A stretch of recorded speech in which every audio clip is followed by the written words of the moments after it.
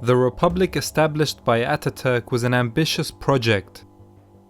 In the aftermath of the great leader's death in 1938, a tricky road lay ahead for Turkey.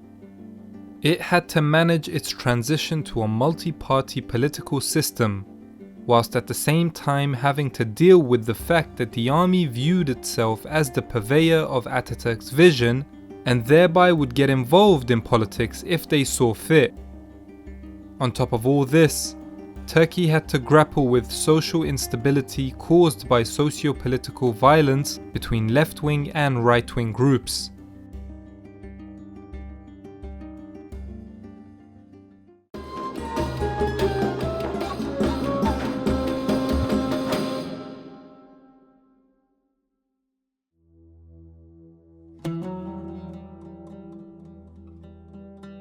With Ataturk dying in 1938, the presidency fell to his right-hand man, İsmet İnönü. A well-respected figure from the War of Independence, the first half of İnönü's stewardship of the country saw him maintain Turkey's neutrality during World War II, whilst the latter part was preoccupied with guiding the country through the tricky terrain of the early Cold War period. Domestically, Turkey transitioned to a multi-party political system in 1945.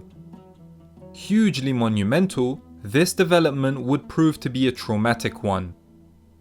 In the 1950 general election, İnönü's CHP lost to the Democrat Party and marked the first time someone outside of Ataturk's Republican Party would lead the country. Under the leadership of Prime Minister Adnan Menderes, the Turkish economy initially experienced rapid growth.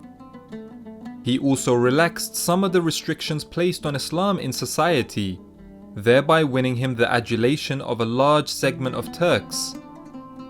But a faltering economy and an increasingly autocratic government towards the end of the 1950s saw the military engineer a coup d'etat in 1960.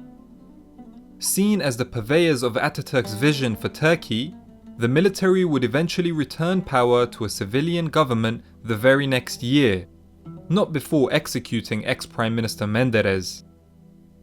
The rest of the 1960s was characterized by a series of coalition-based governments that yo-yoed between İnönü's CHP and Süleyman Demirel's Justice Party.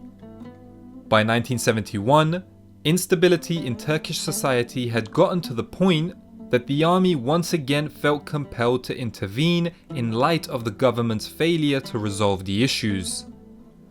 On the back of an economic recession, social unrest in the form of labour strikes, street demonstrations, and even violence between left-wing and right-wing groups became much more common. The military were unable to bring any semblance of stability as the political scene became even more fractured with no respite in the economy. Unable to form a strong government, the 70s saw what has been described by some as a low-level war in the streets of Turkish cities, as ultra-nationalist groups such as the Grey Wolves clashed with communists, resulting in over 5,000 casualties.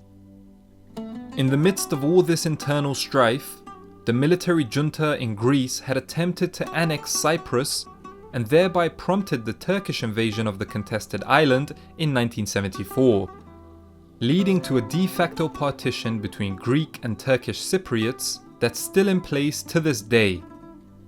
All this volatility led to General Kenan Evren carrying out yet another military coup in 1980.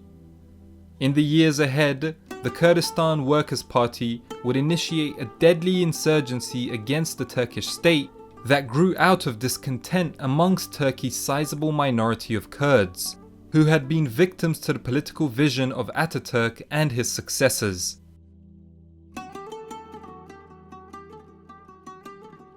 Thank you guys for watching, and a special thank you goes out to my Patreons for continuing to support me financially. If you want to do so, click the link in the end screen or in the description to this video, and I would appreciate it a lot. Whatever contribution you can make, that would be awesome. And if you're interested in the history of the modern Middle East, I'm making a playlist called Making of the Modern Middle East, so click the link in the end screen to check out all the other videos. I'm sure you'll enjoy at least some of them, if not all of them. Until next time, peace.